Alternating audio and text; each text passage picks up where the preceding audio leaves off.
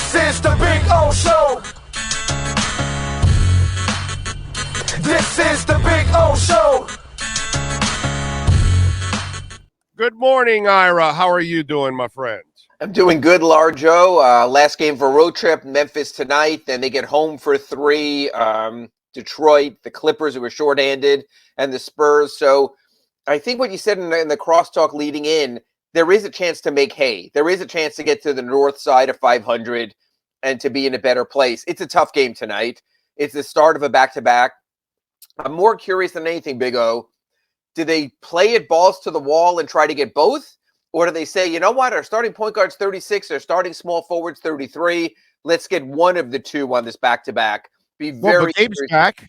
Gabe's back. You can now play a little more Gabe on the back end of that back-to-back. And I agree. So do you say to yourself, let's fight the fight with the Grizzlies and we'll take care of Detroit? Or do you say, let's get the sure thing and rest Jimmy and Kyle and get the sure thing at home?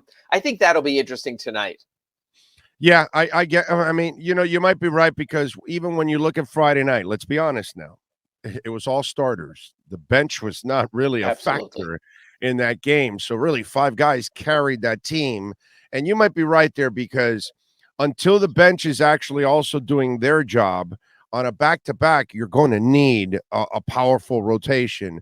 To ask 5 guys to carry you for 2 nights in a row, I think you're on to something there. That might be something that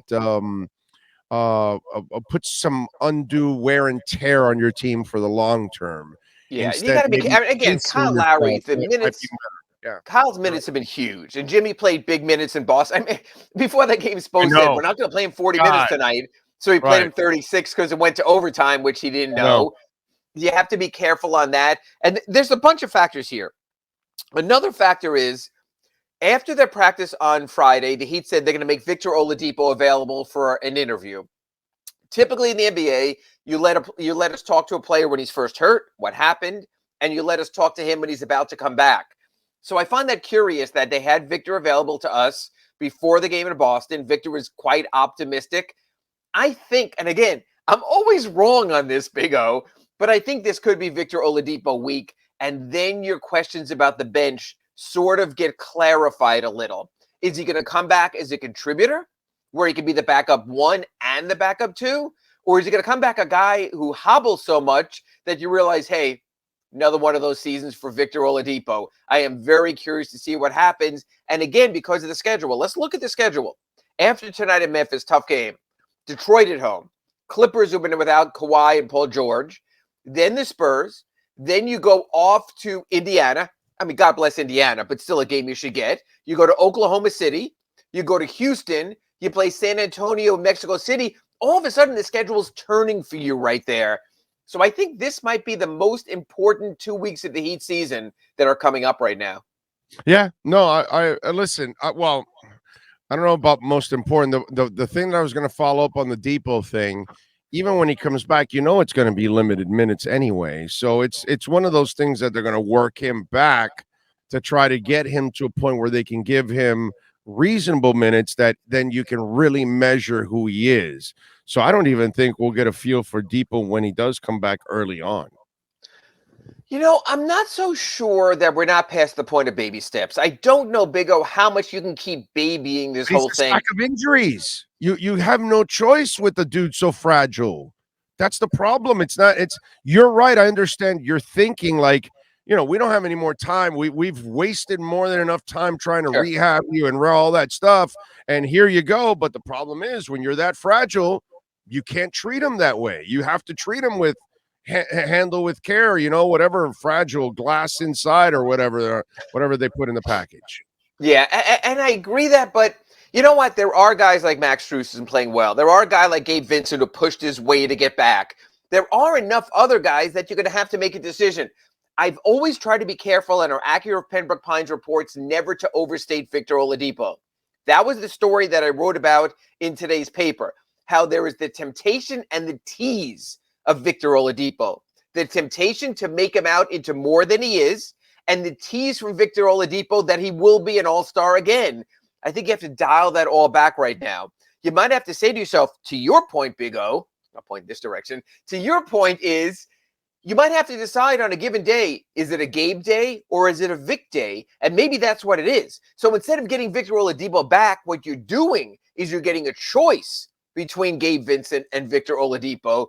And he's sort of like half a man, I guess, to an extent. And that's what you count on going forward. Yeah, no, that's exactly it. And listen, to me, one of the things I liked about also Friday night, Bam stayed aggressive offensively.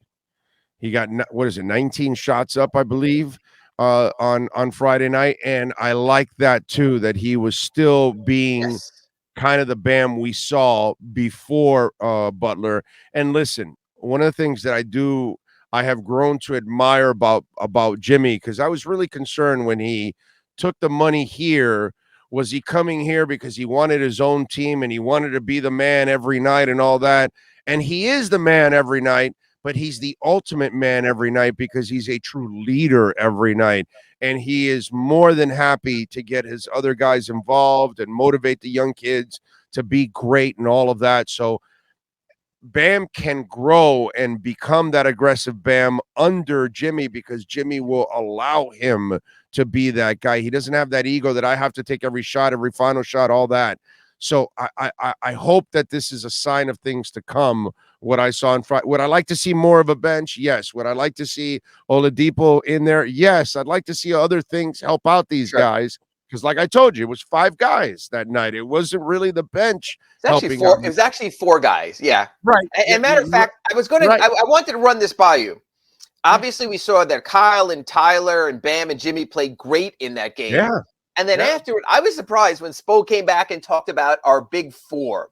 One is that blasphemy because, let's face it, you talk about a big 3 of ultimate greatness of Wade, LeBron, and Bosh. God bless Kyle Lowry at 36. God bless Tyler Hero, who's growing up in front of our very eyes. But I'm not so sure I want to go out and promote the Heat's big 4. I think you have to earn that. I think that comes later in your career when you have a Garnett and you have a Pierce and you have a Ray Allen. I don't think you're big 4 right now. I was very surprised by that. Bam Adebayo addressed it yesterday at practice and said, hey, we're the 4 guys who were counted on, so we have to be the big 4. I'm not quite sure they're there yet. I think most big 3s very Mike McDaniel-ish, wasn't it? It was very Mike McDaniel-ish what he just did. You know what I mean? But again, both of these coaches are cut from that kind of cloth. They stand by their men. Yeah, they're going to stand by their guys. They're not going to hammer people in public, and in their own way, they're players' coaches. I'm sure they're busting balls behind the scenes like they have to, like any normal coach, but they handle publicly things the right way for their players. Even in their downest moments, they're not gonna be there to pile on, which is the new wave coach, dude. I mean, you're never gonna see Spo call his team a shrinking violets. It's not gonna happen, bro. Right. It's not gonna happen. And for you youngins out there, okay, Riley called his team shrinking violets once, and this was, this is 20 years ago, by the way. When he needed to. Yeah. Was it like 20 years ago? It had to be because Pat last coached in 2010. So yeah. It was like it was the Mashburn years, right? Wasn't it the Mashburn years? Yes, it was. He knew he needed more. That was the tougher times. The other point you made when you said Jimmy Butler's willing to work with everyone, the one point will get sort of things knocking against heads if he's not the closer. Jimmy Butler doesn't need the stats. What Jimmy Butler wanted is what he had at that end of the game in Boston. He wants to take the game's most important shots. Sure. So I almost wonder if we're going to ever get into a Scottie Pippen, Tony Kukoc situation where Spo sits on his pad and draws a player and goes, okay, and then we're going to shake Tyler free, or we're going to shake Bam free on the baseline. Because you know what will happen in that play, Big O? Jimmy will take the ball and do whatever the hell he wants anyway. So that's I agree with you to a certain extent, but I think Jimmy knows that if it's a 3 you need, and you got to call the Tyler's number, somebody that's better than him, I think he'll understand that. I think where he takes over, like what you're saying, is if nobody else is showing balls up until that moment, if Tyler's shooting 8 of 32. No, we're not going to give Tyler. No, I'm not giving Tyler. I'm going to take the shot. That kind of shit. If it's if nobody is stepping, but if everybody's playing like they were playing on Friday night and people are feeling it and other guys are a little better than he is at shooting, I think he would. Now, if it's driving to the hole, dude, I want the human vice grips. Always road to the hole. I want Jimmy every single time for that because I know he's going to get to the hole and get fouled, and they're not going to take the ball away from him because he's got the vice grips. I still think he takes the late three. Maybe if it's a Duncan or Strus who's on the floor and they set it up for a three-point shooter, he just has that irrational confidence at the end of games. And what he did at the end of the Celtics game was huge. And he changed the whole tenor of this trip. Instead of it being the trip we thought was going to be 0-4, then they won in Atlanta, then they have that victory on Friday. My gosh, if you come back 3-1 at 500 after that trip, a trip against Atlanta, 2 against Boston, 1 against Memphis, I think then you're on your way. I do agree. Typically, you are what your record says you are. I think this team is above and beyond what its record said it is right now.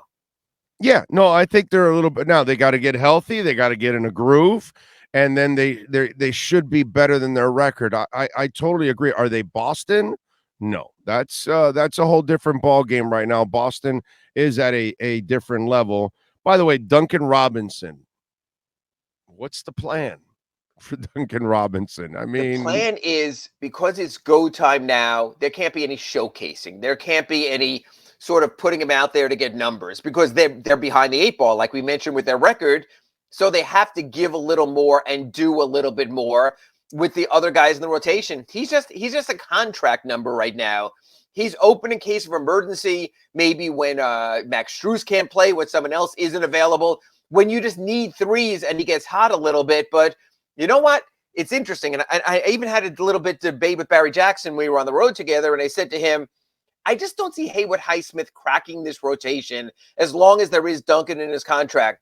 Boom. And I posted my story at sunsentinel.com today on that. Haywood Highsmith has moved ahead of Duncan Robinson. Yeah. And bless Eric Spoelstra for playing those who deserve the minutes.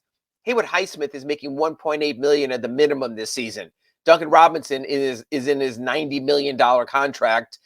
Yeah, the Heat are in a tough spot. They painted themselves in a corner, but God bless this organization for this reason.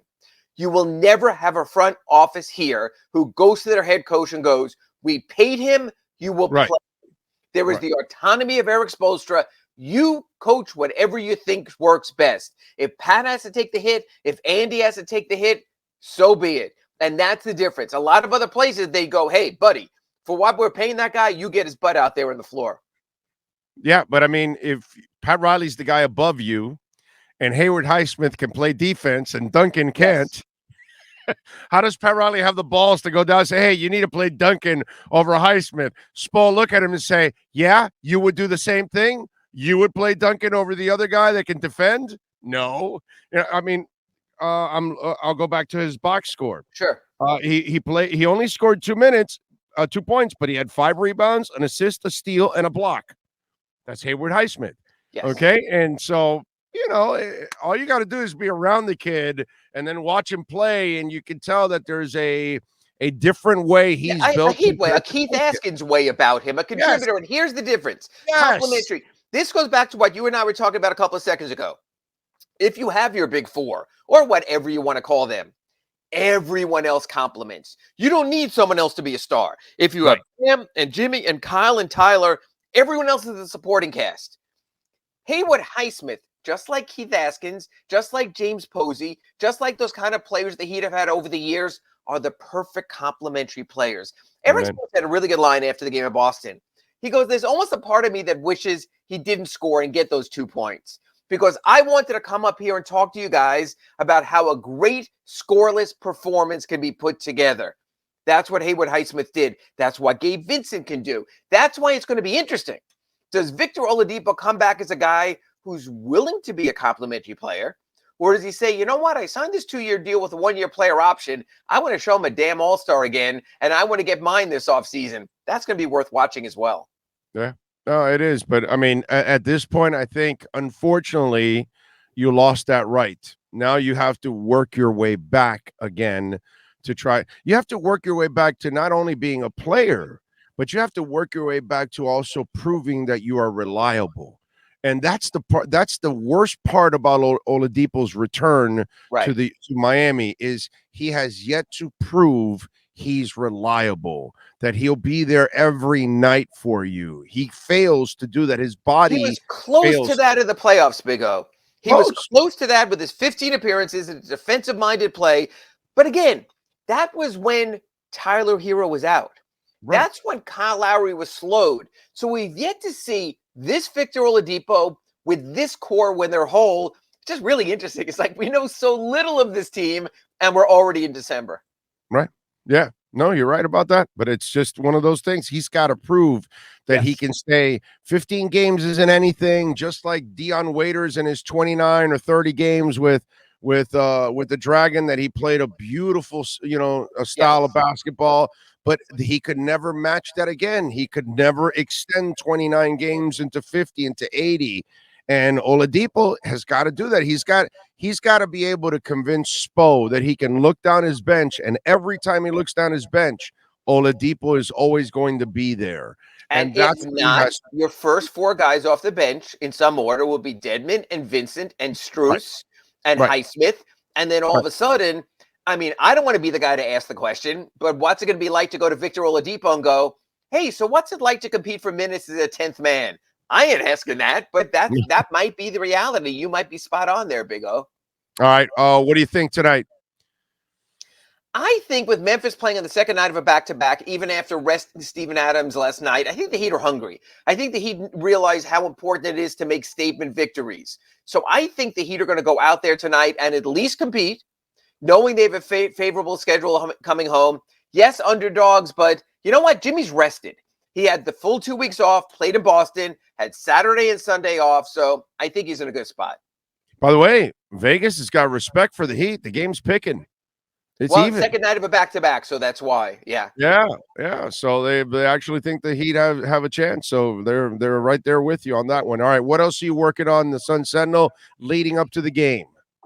Well, we had the story today in Haywood Highsmith, as we spoke about how he's come out of nowhere. I wrote an interesting angle. He had a contract guarantee date last week on December 1st. He got an additional $300,000. He was so caught up in being a rotation player, he didn't even know about it. So when I told him the next round's on him, he was like, huh? And he said, yeah, I probably should pay a little more attention. I like that. I like that instead of being focused on his money, he's focused on his contribution. So that story today is online, being tomorrow's Sun Sentinel. A little bit later, I'm going to talk about Nikola Jovic's brief debut in the G League last night. He shot terrible. It was like 2 of 13, but he filled the box score with assists and with rebounds. And Eric Spoelstra said he might do more of this. He's a future player. We just spoke about the rotation. No need to force him in right now. But you know what? The Heat are showing the commitment to him. So I'm going to recap what he, Drew Smith, and Jamal Cain did in their G League performance last night when they destroyed the Bucks' G League team. So that'll be online later in your Sun Sentinel tomorrow. And we'll discuss all of it on redrecover.com Inside the Paint, 9 a.m. right here on the Big O Show on Wednesday. And all you have to do is be around Haywood Highsmith a couple times, and you'll notice that that kid is a pro's pro already at an incredibly young age. Yeah, man. Follow him on Twitter at Ira Heatbeat. Catch his work there at the South Florida Sun Sentinel. Make sure you subscribe like I do. Ira, we will catch up on Wednesday for the Red Recovery. And then back on Friday with another Acura Pembroke Pines report talking about the Heat winning streak. So I'll talk to you then. Thanks, Big O. You got it. Thank you, Ira. There we go. We love it. Acura of Pembroke Pines, Miami Heat, and NBA report.